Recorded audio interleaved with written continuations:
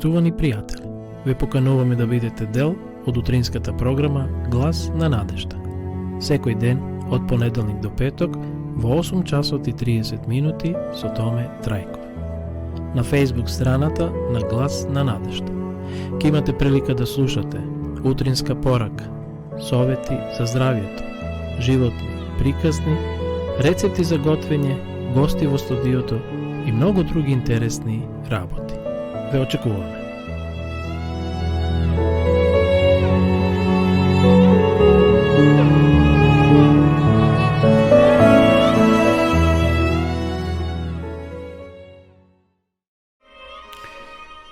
Почитувани гледачи, добро утро и ово утро од Кавадарци.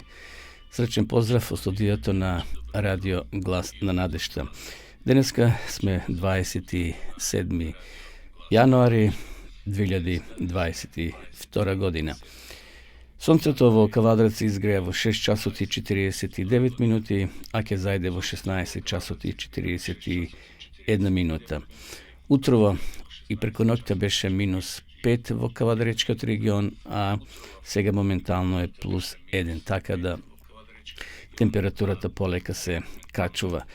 Како што најавивме, пред нас е неколку денови со позитивни температури и според денешната прогноза ќе имаме предпладне со умерена до значителна облачност, освен на запад каде ќе превладува сончево време. Попладне облачноста ќе се намали вдолж поврдарието и во источните делови ќе дува слаб до умерен северен ветер.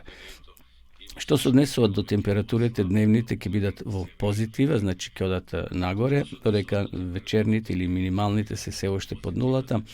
Така да, еве денес во Кавадарци ќе имаме до 6 степени во позитива, Гевгелија до 9, Беровскиот до 2, мислам на дневните температури, значи по денот, Скопскиот регион до 6 ќе достигне температурите и во Тетовскиот полошит регион до 1 плюс степени.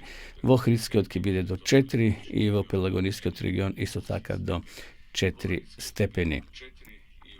И во наредните денови температурата ќе оди нагоре за неколку степени, еве за утре сончево со мала до умерена облачност и потопло попладне од запад, облачноста ќе се зголемува кон крајот на денот и во текот на ноќта претежно во западните делови ќе има локални врежи од дожд и на повисоките места ќе има снег. Ќе дува слаб до умерен ветер од западен и северозападен правец. Претходните денови беа ледени во Македонија, беше многу студено, но еве според прогнозата ќе има некој малку затоплување, додека не наиде повторно некој студен бран, но за тоа потоа ќе следиме временската прогноза, почитувани гледачи. Што се однесува до Автомотосојуз на Македонија, еве тие што јавува дека сообраќајот на државните патишта се одвива непречено со попретежно суви коловози. Интензитетот на сообраќај на патните правци надвор градските средини е умерен. На граничните премини од македонска страна нема подолги задржувања за влез и излез од државата. АМСМ препорачува прилагодена брзина на движење, почитување на соодветната поставена сигнализација и внимателно управување со возилата. Кога велам внимателно, вчера се случи повторно трагичен настан во Скопје, каде што загина човек на пешачки премина пред неколку денови, една млада девојка од Радовиш исто така загина, беше згазена буквално на пешачкиот премин во Скопје. Така да, драги гледачи, односно вие возачи кои сте, да бидеме внимателни, зашто човечкиот живот не може да се поврати, да се плати со ништо.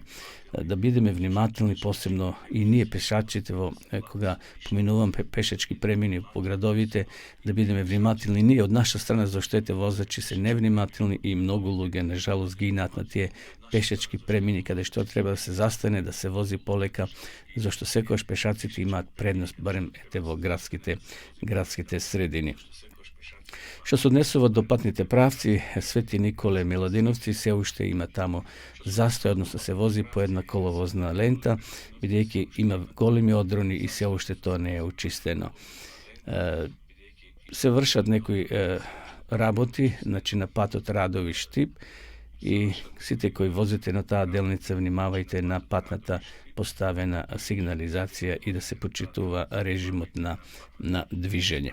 Што се однесува до воздухот во Кавадрец, утрово според апликацијата која е поставена и според мерната страница имаме загаден воздух, се препорачува неизлигување без потреба надвор или ставање на шал, на маска, за да не се диша тие загадени тој загаден воздух кој постоите во нашиот град, бидејќи ладно е, студено и луѓето ложат со се и се што и то ни се враќа како бумеранг, потоа ние го дишеме и може да ни наштети на нашите бели дробови. Еве, почитувани гледачи, тоа беа сервисните информации. Сакам само да кажам дека вчерашната емисија ја следеа од Македонија, од Германија, Србија, Хрватска, Бугарија, Украина. Еве, имаме сега гледачи од Украина. Поздрав до малце јазикот ни сличен, но сепак може да се разберат во некои реченици. Поздрав до нашите гледачи во Украина, во Италија, Швајцарија, Словенија, Австрија и така натаму. 48% не гледале од машкиот пол и 52% од женскиот пол. Одиме со песна и се враќаме повторно во емисија.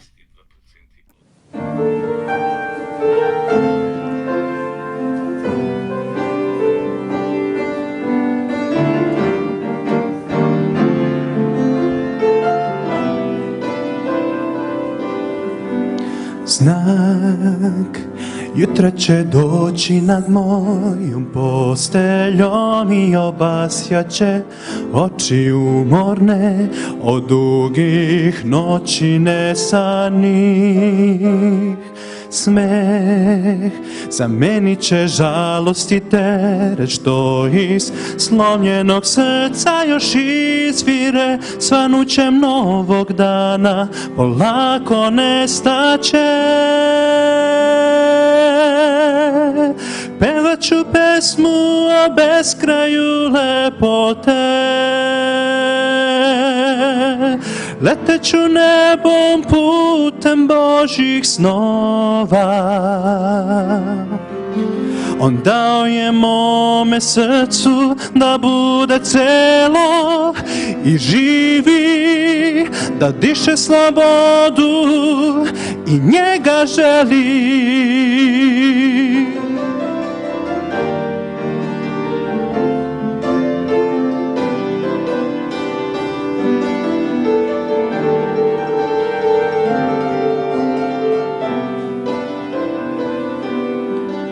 Sjaj sunca odagneće teške misli, obnovit će rado što uvela je i iščezla pod maglom suza.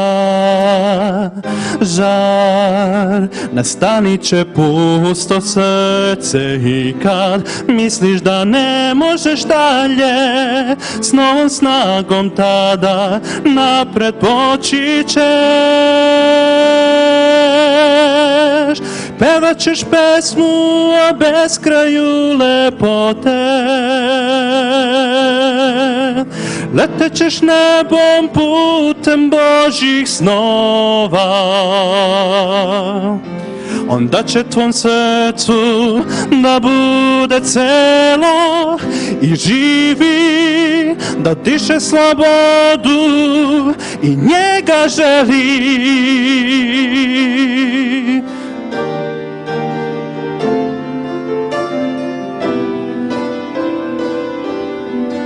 Sjajem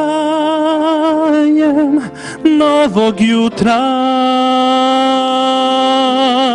snagom božanskog duha, leteću nebom putem snova i bit ću je slobodan kad svane novi dan. S novom snagom idem dalje. Еве неповторно во живо во нашата емисија, почитувани гледачи, продолжуваме со рубриката Капки на мудроста.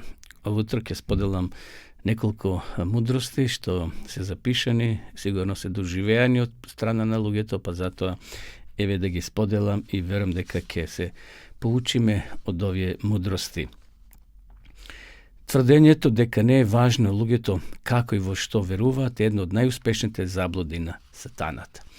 Да, постои таа мисла, верувај си како сакаш, Бог е милостив и ќе те спаси. Значи, не е важно како веруваш и во што веруваш, важно да веруваш во нешто. Кој го оправдува виновникот и кој го судува правиот, двајцата му се омразени на Господа. Љубомората е гнилеж на коските. Тоа го кажал секако Соломон. Вистината не се докажува со јачината на гласот. Некој мисли дека ако вика, ако се дере, за да објасни нешто ќе биде во право. Не мора тоа да значи. Вистината не се докажува со јачината на гласот. Зградата се дзида од темелот. Сосема природно и нормално. Никој не дзида куќа или зграда од кровот. Се почнува од темелот и многу е важно каков темел се вградува за таа зграда или таа куќа да биде издржлива на сите премрежја, на сите проблеми кои може се појават во животот на човекот, односно, ете сега станува збор за зграда. Паметниот човек зборува тивко. Ова го поврзувам со на претходната, кај што прочитав дека вистината не се докажува со јачината на гласот. Паметниот човек зборува тивко. Како што постои на друга изрека, тивката вода брег рони. Сакај ги, добро, брзо отварај ги очите, а споро устата. Наистина понекој што вреди злато. Брзо отварај ги очите, а споро устата. Ако лекарот не научи исправно да лекува, ќе стане убиец. Тоа е точно. Ако лекарот не научи исправно да лекува, ќе стане убиец. Ако сакаш некого да го запознаеш, види со кого се дружи. Чувај се од погледот на јавноста. Да, посебно оние кои се на некоја функција, на некоја власт имат во своји раце, политичари, значи ова е вистина. Со парите не можеш да ја вратиш младоста. Добро. Ако на волот не му се пие вода, немој ја туркај главата во водата. Интересно, животните се попаметни од нас луѓето. Кога ќе му биде доста, волот, магарето, крават или било кој животно не сака да пие, терај го колку со што сакаш, а човекот нема контрола. Едно шише, две шишења, три шишења и на крајот ќе се опијани и ќе се однесува бетер од животна. Не треба да ги навредиме животните кога е во прашање пиењето, но ова изрека е вистинита. Ако на волот не му се пие вода, не му е туркај главата во водата. Ако гледаш туги работи, на крајот ќе бидеш виновен. Како што тешката облека пречи при движењето на телото, така и богатството пречи при движењето на душата. Кога сиромаштијата ќе влезе на врата, љубовта излегува низ прозорецот. Нажалост, во многу бракови тоа се случува. Не би требало, но ете, мудроста тоа го запишала. Кога сиромаштијата ќе влезе на врата, љубовта излегува низ прозорецот. Не е право да се расфрлаш со својата среќа пред лицето на бедата. Значи, некој кој има, не е фер да се покажеш голем, богат пред оној кој е сиромав и можеби воопшто нема ништо во својот живот, а ние сега ете се расфрламе дека сме среќни, дека сме благословени токму пред такви луѓе кои можеби се во некој тешко сиромаштво. Успехот е дете на храброста, тоа го кажал Волтер. Уште во младоста треба да го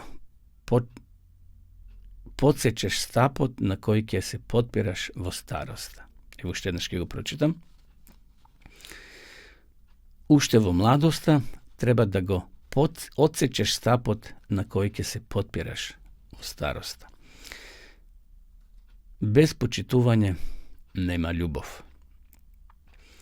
Како што оганот не се гаси со оган, така и злото не се гаси со зло. Срцето е најсрекно кога чука за другите. Da se биде искрен не значи да бидеш суров и нељубезен. Многу луѓе се слични на како тапаните. Создаваат голема галама, а во нив нема ништо. Ето и тоа е вистина, почитувани гледачи, сигурно сте доживееле, сте виделе такви луѓе. Значи, има луѓе навистина благословени. Навистина е благословено да се дружиш со таквите луѓе.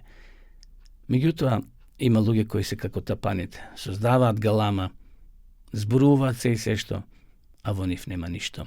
Тие се празни. Добро, еве, ги исцрпивме денешните капки на мудроста и верувам дека има интересни мисли и ќе ни користат во нашиот живот. Одиме сега да ја прочитам и да ви ја пренесам поракава, односно утринската приказна, почитувани гледачи, за децата и за возрастните. Сакам да ги поздравам и нашите гледачи од Холандија. Овде имам сега, ми кажува апликацијата дека имаме гледачи и од Германија, односно од Холандија. Приказната за денеска носи наслов Понижувачки пораз. Во една стара приказна се зборува за две патки и една жаба кои често се играле заедно во едно мало мочуриште. Кога жешкото летно сонце го исушило мочуриштето, тие биле принудени да се преселат. Патките можеле лесно да се преселат на друго место, но не и нивната пријателка жаба.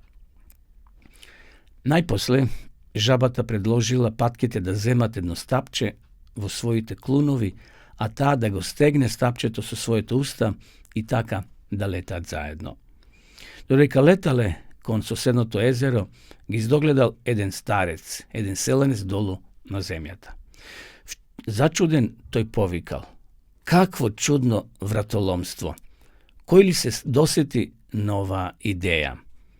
А надоената од гордост жаба повикала: "Јас!" Во истиот момент, испуштајќи го стапчето од устата, жабата треснала на земјата, паднала.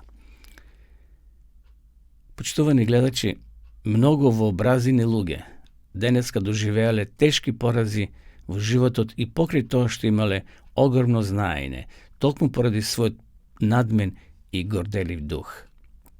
Добар пример за тоа ни од Библијата царот Навудоносор, кој се спомнува во книгата на пророк Данијел. Тој бил владетел на едно мокно, силно царство, прославено во градот Вавилон и висечките градини кои биле едно од 7 светски чуда. Но наместо да го прослави Бога, тој рекол: "Зар не е ова великиот Вавилон, што јас го созидав со својата мок и сила за слава на моето величество?" Поради тоа, Бог му го одзел разумот, тој станал како полско животно, хранејќи се со трева како воловите. На неговото тело, натопувано со роса од небото, израснале влакна како перијата кај орлите и нокти како кај птиците. И затоа, почитувани гледачи, да се чуваме од горделивоста. Таа сигурно ќе те доведе до понижувачки пораз. Како ова жаба, која не можел да премолчи, него рекла: "Јас тоа го предложив", го испуштила стапчето и паднала доле на земјата, се распукала како тиква. Затоа да бегаме, да се чуваме од горделивоста. Горделивоста е многу опасен грев, многу опасна работа. Поради горделивоста знаеме дека Луцифер го изгубил престолот горе на небото, односно е изгубил својата важна функција, го изгубил небото и морал да биде отргнат, и тој подосна ќе стане сатана, ѓавол, отпадник, поради горделивоста. Затоа што бил убав, бил паметен, меѓутоа не бил понизен. Нека и ние овој ден бидеме понизни пред Бога и пред луѓето, да не ја покажуваме таа горделивост која може да не скапо чини во нашиот живот. Одиме сега со песна, ќе продолжиме, а потоа ќе се вратиме повторно во емисија.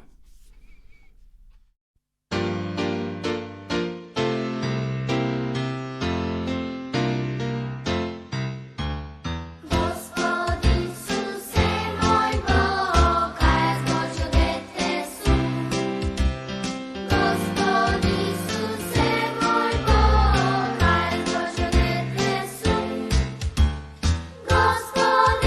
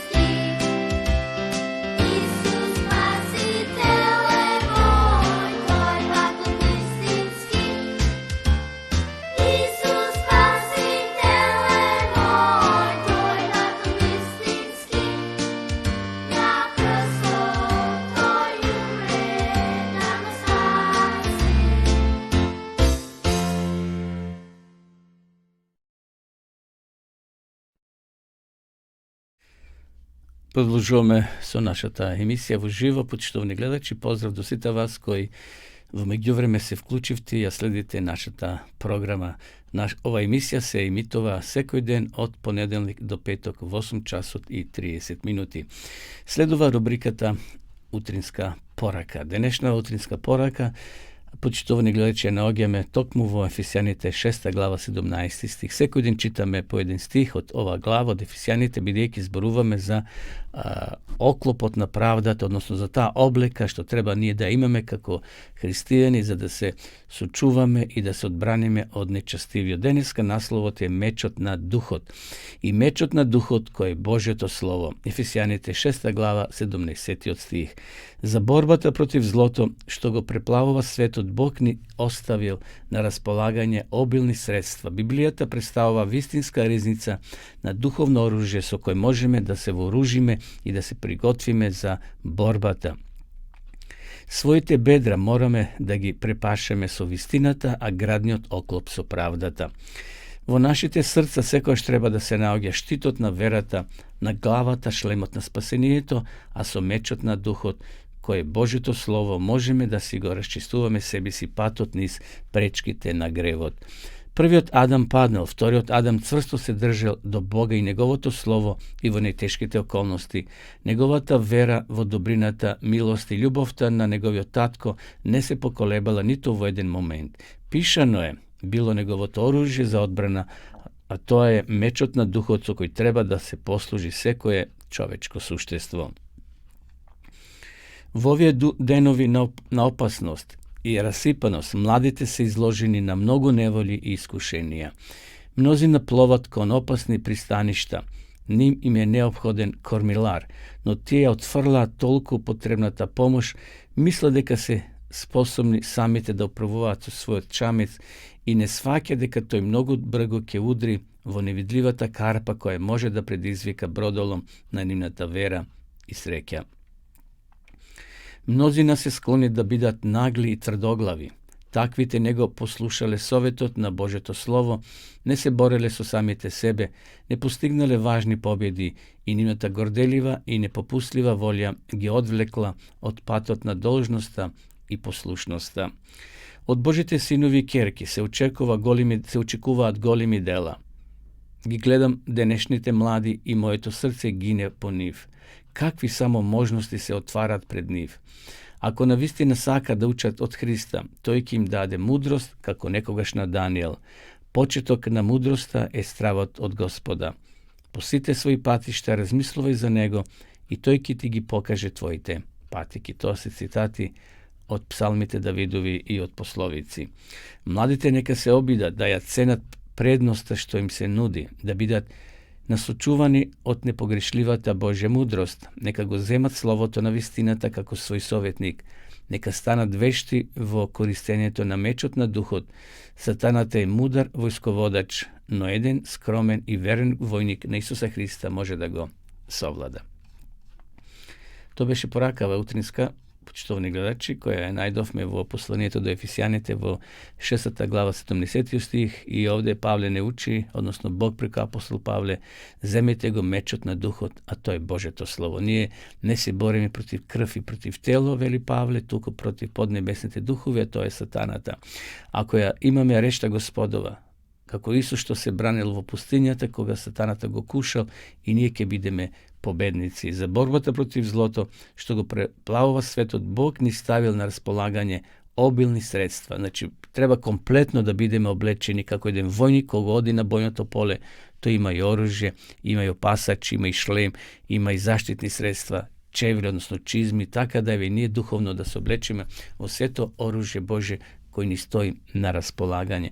Во нашите раце секојаш треба да се наоѓа штитот на верата, а на главата шлемот на спасението, а со мечот на духот кој Божјото слово можеме да си го расчистуваме себе си патот низ пречките на гревот. Можеби денеска ќе имаме пречки на нашиот животен пат, дали на работа, дали во семејство, дали на улица, дали било каде, но ако одиме со речта Господова, со Словото Божие, Бог ќе ни го расчисти патот и ќе ни донесе благослов. Нека и денеска да го носиме Словото Господово во нашите срца, а и да го пренесеме на оние кои се уште не го запознале Господа. За да го запознаме Господа, Словото Господово постои Библија. Библијата ни стои на располагање, затоа сите вие почитувани гледачи кои сакате на еден дописен начин, интересен начин да изучувате Библијата од домашна атмосфера, значи од вашиот лаптоп, од дома, слободно сега погледнете рекламата. Значи ова е дописна библиска школа 8 подрече Библијата зборува.мк. Да ја погледнеме рекламата, а потоа ќе се вратиме повторно во живо во нашата програма.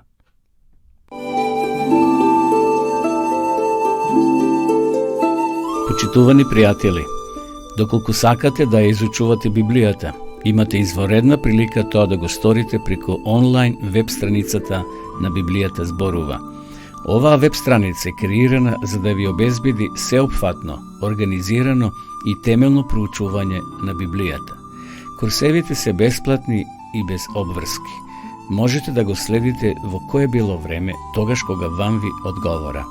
На располагање ги имате следниве курсеви: библиска археологија, библиски пророштва, за верата и верувањето, библиски совети за здравјето, библиски совети за бракот и семејството. Запознајте ја Библијата, Светото писмо на Стариот и Новиот Завет преку курсевите на интернет или во печатена форма.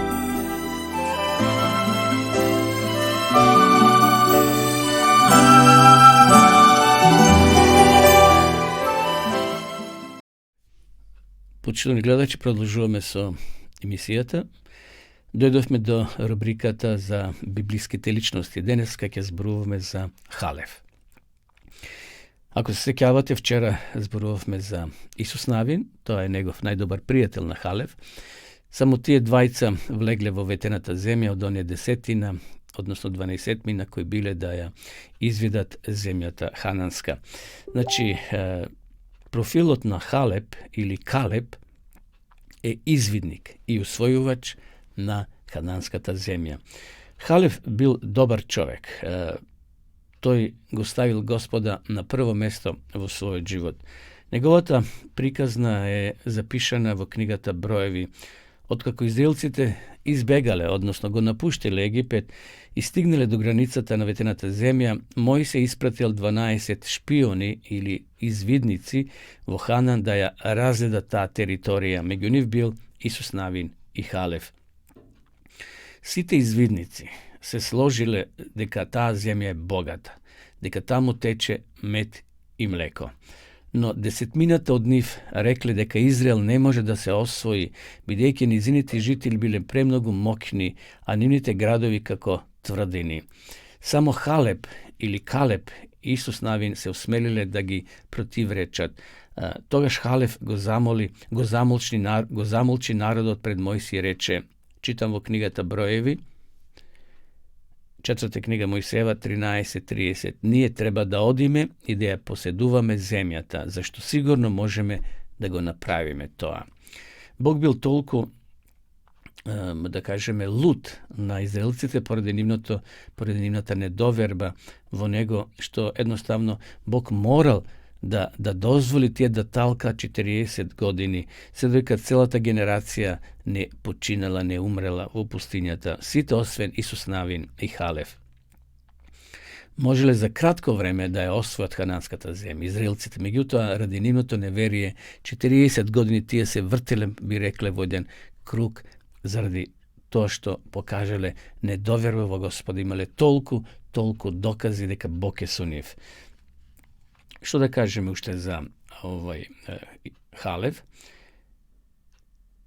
Некои библиски научници смета дека Халев или неговото племе доаѓале од пагански луѓе што биле асимилирани во еврејската нација. Тој го представува племето Јуда, од кое подоцна знаеме ќе дојде Исус Христос, спасител на светот. Халеб успешно, влегол во Ханан по задача, по наредба на Мојсе, и тој се вратил. Преживел 40 години пустинско сонце, благодарение на Божјата заштита како скитници во пустината, а потоа ја наследиле ветената земја. Ја усвоиле територијата Хеврон, ги победиле тие гигантски синови kako što se Ahiman, Anak, Šešaj i Talmaj. To se tije pleminja od koji ostanatite 10 izvidnici se uplašili i rekli nema šansi, ne može me nije da je osvojime. Kako da zaboravili na Boga, deka Bog im ga otvorili Crveno to more i rekata Jordan i mnogo drugi raboti od Boga napravljeni, koga 40 godina im daval mana od neboto, im dal voda srede pustinjata, sve do toga otvrlile i su uplašile od ove luge. Haleb bil fizički siljen, energičen do starost i genijalen vo spravovanje to so nevoljete. Što je najvažno, to je go sledil Boga so celo to svoje srce. Haleb znal deka Bog mu dal zadača da napravi, da je ostvari ta misija. Haleb je zboral vistinata i dori koga ostaneli kako malcinstvo toj i Isus navin. 10 minuta se krenuli protiv njih, no Bog togaš izreagiral i znajme što se slučilo. Haleb ne uči da budeme lojalni na Boga i da očekujemo od njega da mu budeme celosno predadeni. To je celost go sledal Isusa Hrista. Spored podatocite što ga ima, Haleb go dobil Hevron kako nasljedstvo. U Isus navin 14. glava od 9. do 15. stih. Ostareni od Halevija primelna je teškata dodelba. Predal prepon su luge od neobičan rast, no to ne je preteško za ovaj 85-godišen vojin. So tekot na vreme to nasilnite žitelji na Hevron se sovladeni. Jednostavno Bog bil so njego i gi skrotili bi rekao site tije pleminje koji se našle tamo vo delo odvetenata zemlja. Eve, neka ne bide Haleb primjer i nam, počtovni gledači, da je čvrsta vera v Gospoda. Za Boga ne postoji erihonski zidovi. Za Boga ne postoji ni to Crveno to more. Ne postoji ni to rekata Jordan. Ne postoji pustinja ili prečka. Bog može da napravi, da dade voda iz srede pustinja, tako imame vera v Gospoda. Haleb nije primjer vo to, a čovjek so drug duh, veli se to pismo za njego i za Isus navin. Mislim deka spored podatociti koji imam, to je živel nekada u 85 godini. Isus navin živel 110 godini, Mojsij živel 120 godini, no kako je da je Bog mu dal dlaboka starost i blagoslov da dožive i momenti i godini vo zemljata kojim bila vetena ušte na Avrama, na sve te patrijarsi, no ti je doživeli i to da go osjetat, da go počustovat i vo svoj život. Evo toliko za Haleb deneska, produžuvame so pesna, a potom se vratime povtorno u emisiju.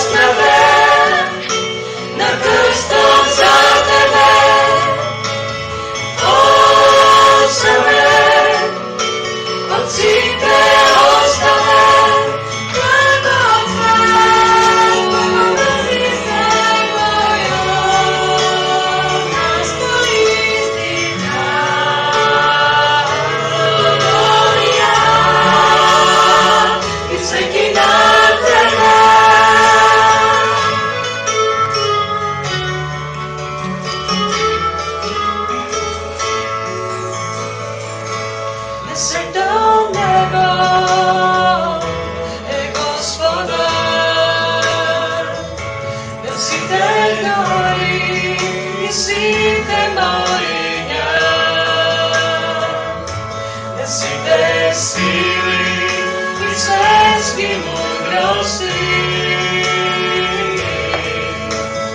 Nech Davide svätý postojí. Zacítaj carstvo Gospoda, zacítaj síly svetských čudesá. Nasedaj ľubov slnce i zrana. Ty si jeden Boh po večnosť stál. Raz na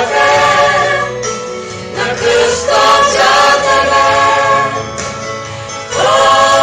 osoben, od svítého staven, tak Otca, tvoj obrazí znemojo, nás tvojí stýka. Volia, my sveky na tebe. Raz na krstom za tebe, osoben, od svítého staven, tak Otca,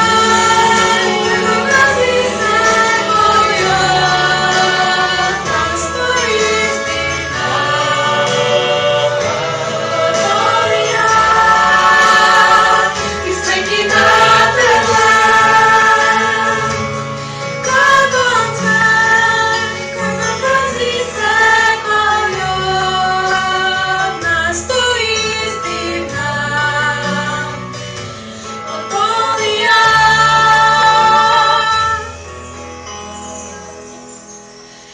my sveky na tebe.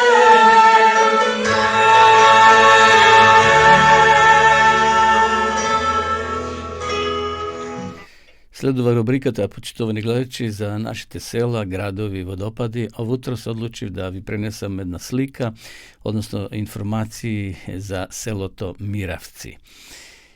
Може би те слушнале, може би не сте, но ова село е познато во Македонија, посебно ако одете на југ према Грција, односно према Гевгелија. Селото Миравци е во општина Гевгелија во областа Бојмија. Во околината на градот Гевгелија.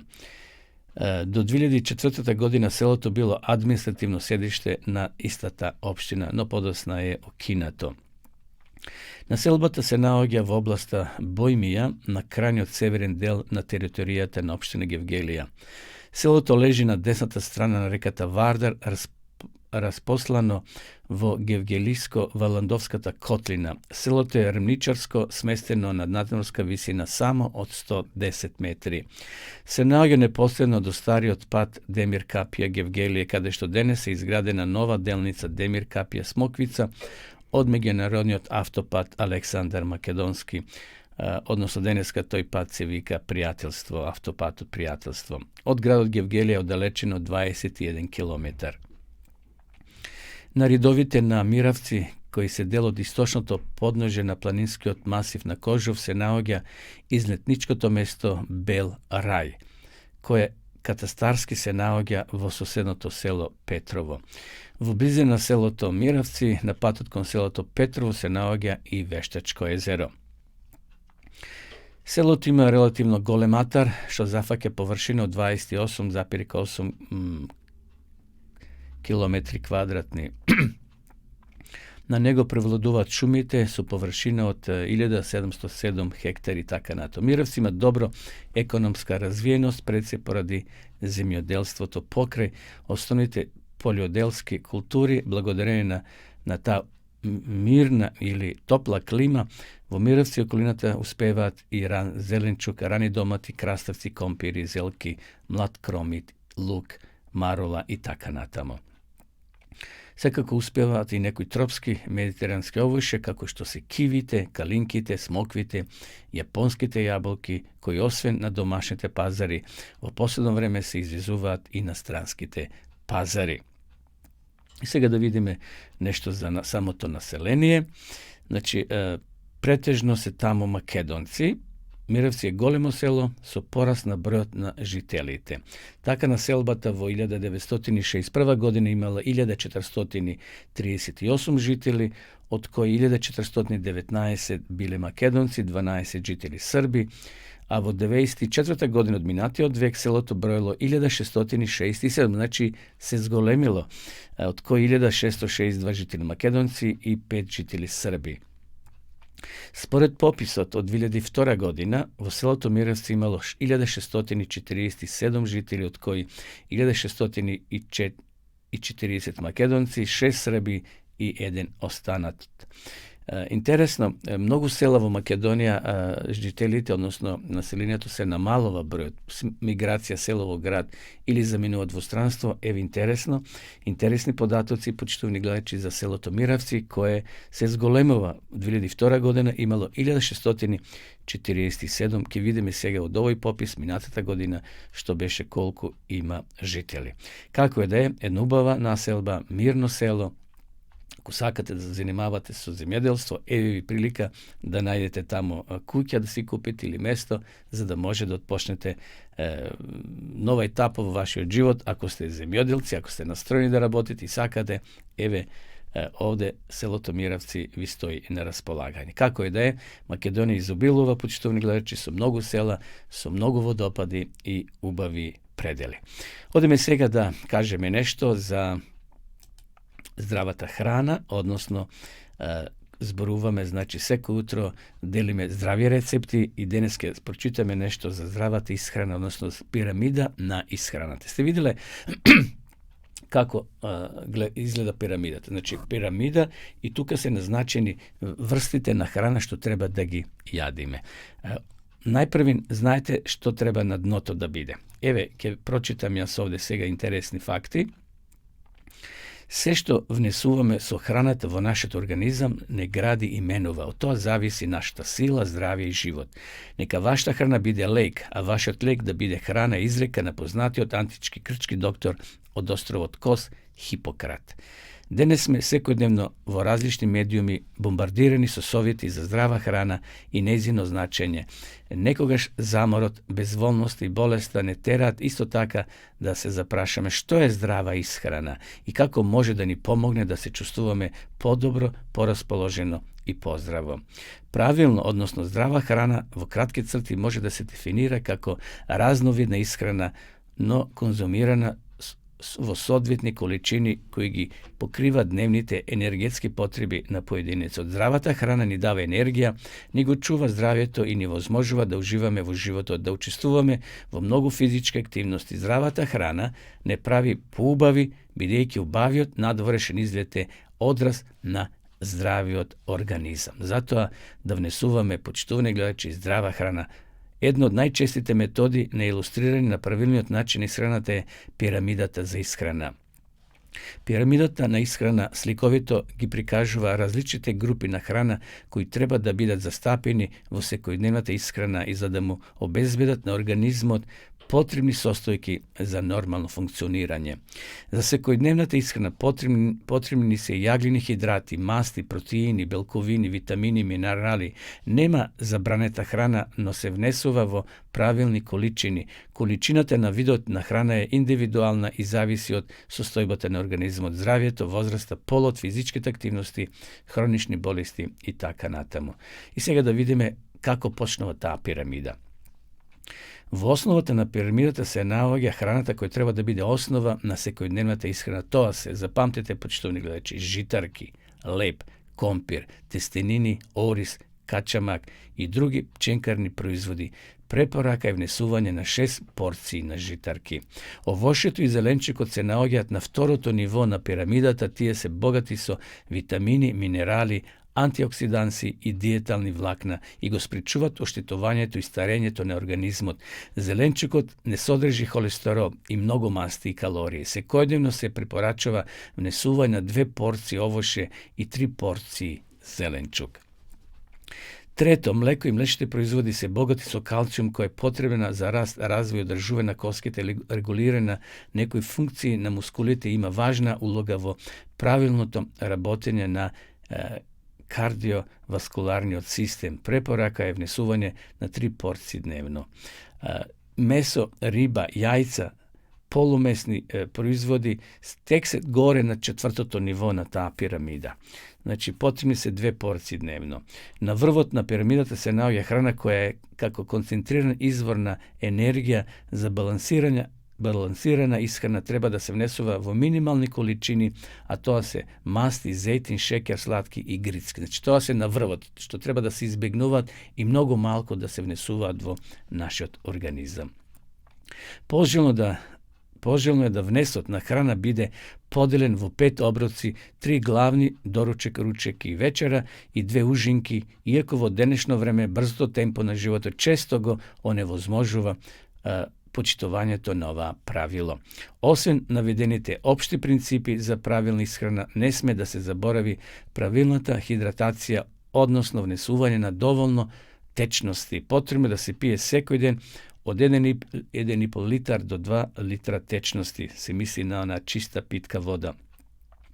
Vnesuvanje to na tečnosti može da bide i pogolemo vo zavisnost od potrebite na organizmu i pri kraj na intenzitetu od fizički napor kaj profesionalnite sportisti. Vodata treba da se pije da se pije pomegu obrocite, a ne vo tekot na obrokot. Koga vnesovanjето na vodата je razredova, je želudnikovata kiselina potrebna za normalno varenje na hraната.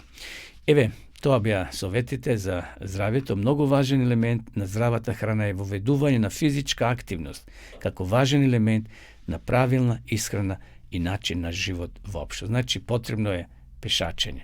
Ако сте млади, може да трчите, но ние постарите, убаво е да одиме брзо одење, барем половина час во природа. Излезете надвор од домот, иако е студено, облечете се, капа на глава, ракавици и веднаш надвор. Да прошетате, зашто на тој начин му давате и го продолжувате вашиот живот. Значи, потребна е прошетка. Еве, сакам да споделам, пред одиме на уште една песна, почитувани гледачи, да ви прочитам еден рецепт, краток е спањак со јајца. Што е потребно? 1 килограм спањак, значи имаме на нашите зелени пазари, 1 главица кромит, 4 јајца, црвен пипер и сол, ефтине, а убава храна, значи вегетаријанска храна, што би се рекло. Исчистите го спањакот, измејте го. Кромидот ситно сечкан, испржите го и во него ставите малку црвен пипер, посолете по вкус. Ова смеса ставите во тавче, долете малку вода и ставите да се пече. Кога ќе биде наполно печено, преку спањакот скршете ги јајцата. Претходно направите владнатина во спањакот, за да може јајцата да останат цели. Вратите го тавчето во рерна и печете го уште 10 минути. Направете го и нека ви биде на здравје, почитувани гледачи. Одеме со песна и ќе се вратиме повторно во емисија.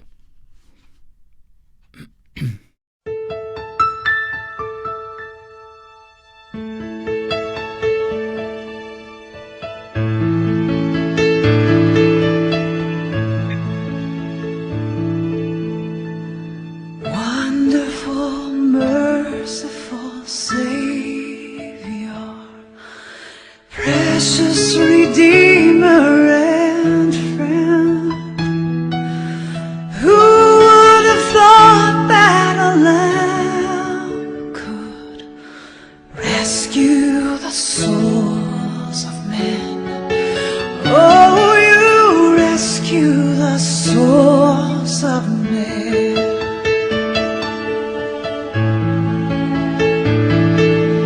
Counselor, Comforter, Keeper, Spirit we long to embrace.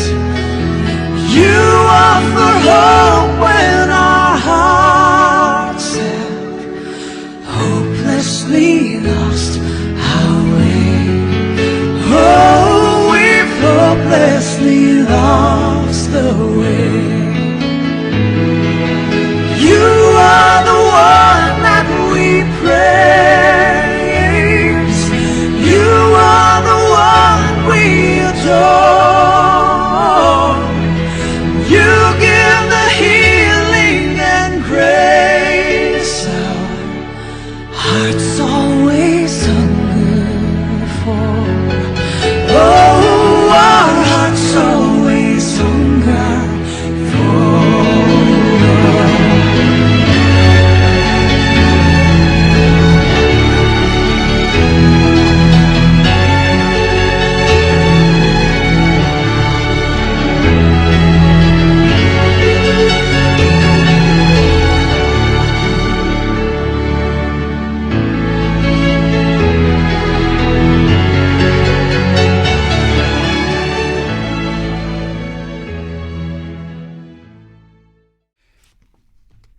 Продолжуваме со последната рубрика во нашата денешна програма, во нашата денешна емисија. Почитувани гледачи, зборуваме за археологијата која потврдува Библијата. Библија која денеска имаме ние во нашите раци, верувам дека и ви имате. Ако немате, слободно пишете ни, а ние ќе ви спратиме бесплатно Свето писмо. Значи, денешната Библија која поседуваме е веродостојна и на оригиналот секако и може да имаме 100% доверба дека таа Библија денеска е сочувана, Бог е сочувал да допре и до нашата генерација. Ви пренесувам интересни истории и мисли од книгата Археологијата ја потврдува Библијата од професорот Драго Обрадович. Денеска би прочитал пишани настани од Библијата. Утре, односно понатаму ќе продолжиме за најстарите еврејски надписи и во следните емисии.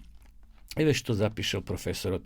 Рекописите крај Мртвото море, кој во 1947 година ги пронашол еден млад пастир, е чудовидувачко откритие која потврдило точноста на пренесувањето на библискиот текст во текот на 1000-годишната историја. Во поново време, експертите изразиле сомневање во проширеноста на писменоста во Стариот Израел. Некои експерти се сомневаат дека еврејското писмо оди наназад до 10 век пред Христа, додека други одат толку далеко што тврдат дека тоа настанало во еленистичкиот период 700 години подосна. Во последните 6 години неколку откритија ја потврдија ова хипотеза. Абецедар од 10 век во 2005 година е пронајден стар надпис на камен во Тел Завид. На него се наоѓа абецеда од 18 букви со керамички и археолошки докази, датиран во 10 век пред Христа, во времето на Соломона или непосредно по него. Зградата во која се најде каменот е уништена во голем пожар, зад кој останал речиси 1 метар шут. Истражувачите ова разорнување му го припишале на Шишка, тоа е од третата книга Царства, 14 глава, или можеби на некој друг во 925 година пред Христа.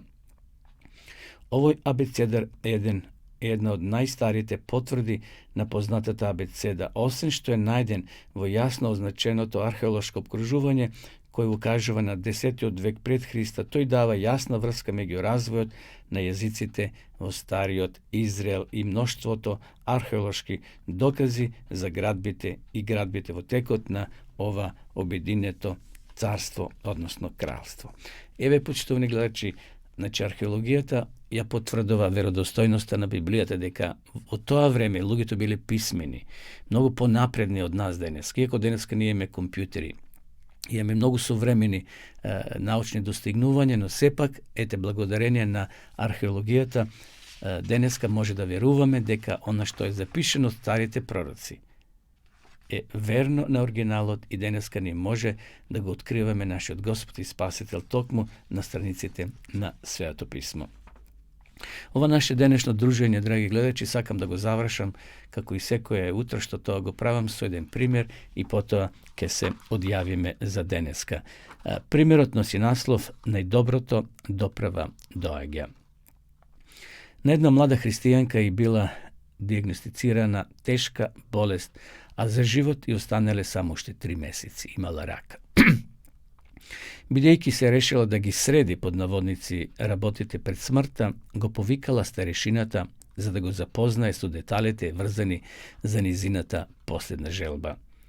Му кажала која песна сака да ја пее на низиниот погреб, значи која песна да се пее на низиниот погреб, во која облика да биде закопана. Откако се договориле и старешината тргнал да си оди, таа се сетила на уште нешто што е било многу важно. Старешина, брате старешина, има уште нешто што треба да ти кажам, рекла таа возбудено. Што е тоа? Прашал старешината. Ова е многу важно. Сакам да бидам закопана со вилјушка во десната рака. Значи да држи вилјушка во десната рака. Старешината гледал во младата сестра, не знаејќи што и да ја каже. Тоа ве изненади, зар не? Прашала таа. Па да бидам искрен, збунет сум од ова барање, одговорил старешината. Младата сестра му објаснила. Мојата баба ми раскаже една приказна и од тогаш секогаш ја раскажувам на другите. Се обидувам да ја пренесам истата порака на оние кои ги сакам и на оние на кои им треба охрабрување. Во сите овие години, откако ги посетувам христијанските дружења и цркви и се радувам на повиците за оброци, се сеќавам какво е чувството откако ќе седнеме на масата и некој ќе дошепне задржи ја велушката. Тоа ми беше омилен дел од дружењето затоа што знаев дека ќе дојде нешто подобро, нешто како десерт, солена торта или овошен колач, нешто прекрасно и вкусно. Знаете, кога сме во друштво, имаме заеднички ручек и тој што е водачки каже, ајде, задржите ги вилушките, затоа што има торта, има нешто благо, да не се дават нови вилушки или нови кашки. И ете, потикната од тоа дружење, ова жена, млада жена, се сетила на изреката задржи ја вилушката. Затоа би сакала, продолжила таа, да му кажува на старешината, која ќе ме видат луѓето на погребот со десната рака, како ја држам велушката, да се запрашат што значи ова велушка. Така ќе им порачам. Задржете својата вилушка, најдоброто доправа доаѓа. Очите на старешината се исполнили со солзи и радосници и ја прегнал пред да се оди. Знаел дека тој можеби за последен пат да ја види жива. Но исто така знаел дека и низината слика за новиот свет е појасна од неговата. Имала јасна и цврста слика за разлика од многу постари и поискусни од неа. Таа знаела дека следи нешто подобро. Кога луѓето проаѓале низ низиниот сандук, покрај сандугот на самиот погреб, ја забележале жената како држи вилушка во раката, во десната рака. И секогаш од почетокот старешината го слушнало на прашање што значи ова вилушка. И секој пат тој се насмевнувал. За време на погребниот говор, на присутните им го раскажал разговорот кој го водел со сестрата пред низината смрт. Им објаснил и што значи вилушката. Старешината на присутните им рекол дека не може да престане да размислува на вилушката и дека е уверен дека истото ќе им се случи и нив, и навистина бил во право. Ова жена сакала на еден символичен начин да им пораче на сите присутни на низиниот погреб, дека смртта е краткотрајна, но држејќи вилушката таа асоцирала на нешто подобро, дека ќе дојде подобро, ќе дојде пославно, ќе дојде време кај што ќе имаме вечен живот, кај што ќе нема болки, кај што ќе нема разделби, кај што ќе нема смрт. Нека ова мисла не води денеска, почитувани гледачи, што да се случи во нашиот живот. Вилушката во рака означува нешто подобро. Како што после ручекот доаѓа благо, торта, нешто како круна на ручекот, така нека и нам Господ ни даде сила да се што поминуваме низ животот, тоа е само дел од нашиот живот. Господ приготова нешто подобро, како што вели апостол Павле, она што на око не виде, ни уво не слушна, такво нешто приготова Господ за сите оние кои ќе му останат верни. Еве, почитувани гледачи, ми беше задоволство што можевме и денеска да се дружиме, затоа бидете одговорни, чувајте се и ви закажувам нова средба утре во 8 часот и 30 минути. Довидување.